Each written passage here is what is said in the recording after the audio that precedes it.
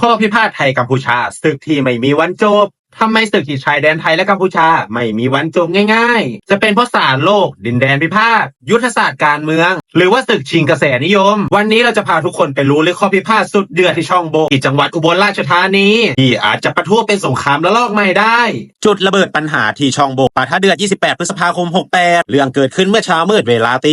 5:45ที่ทหารไทยพบว่าทหารกัมพูชาก่อสร้างสิ่งปลูกสร้างใหม่ในช่องโบซึ่งเป็นจุดยุทธศาสตร์กลางป่ารอยต่อระหว่างไทยกัมพูชาและลาวทันใดนั้นเสียงปืนดังสนั่น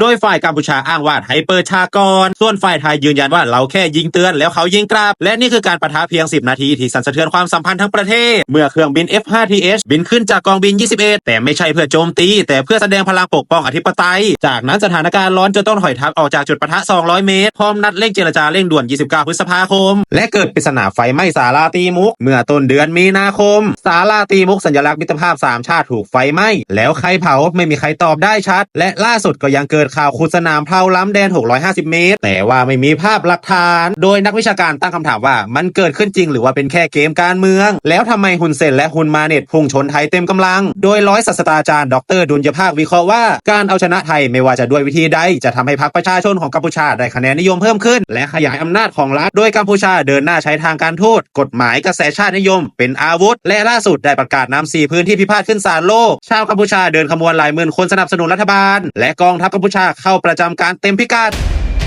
ส่วนไทยเราพร้อมรับมือแค่ไหนโดยไทยไม่ยอมรับอำนาจศาลโลกในคดีใหม่มาตั้งแต่ปี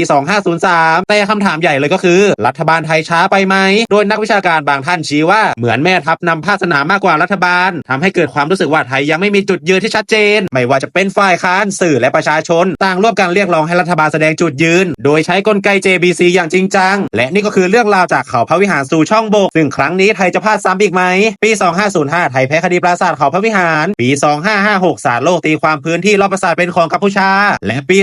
2568ช่องบกจะซ้ำรอยเดิมหรือไม่การไม่ศึกษาแผนที่ให้รอบด้านเชื่อมั่นตัวเองมากเกินไปทำให้ไทยเสียเปรียบบนเวทีโลกนี่คือคำพูดของผู้ช่วยศาสตราจารย์อัครพงษ์ค่ำคูณแล้วเราจะทำยังไงกันดีจะสงบหรือจะสู้เกมนี้ยังไม่จบง่ายๆแน่เพราะว่าไทยและกัมพูชายังมีเส้นเขตล้ำแดนกว่า30จุดที่ยังทับซ้อนอยู่โดยทุกฝ่ายต่างมีอาวุธและก็มีคำถามขึ้นว่าเราจะเลือกศึกหรือเลือกสันติทุกการปะทะคนที่เจ็บคือประชาชนและข้อพิพาทช่องบกคือบททดสอบทางด้านการทูตการทหารและความเป็นรัฐบาลอย่างแท้จริงทุกคนคิดว่าข้อพิพาทไทยและกัมพูชาครั้งนี้จะจบยังไงจะสันติภาพหรือว่าสงครามคอมเมนต์ไว้ข้างล่างแล้วเจอกันในตอนต่อไปนะครับ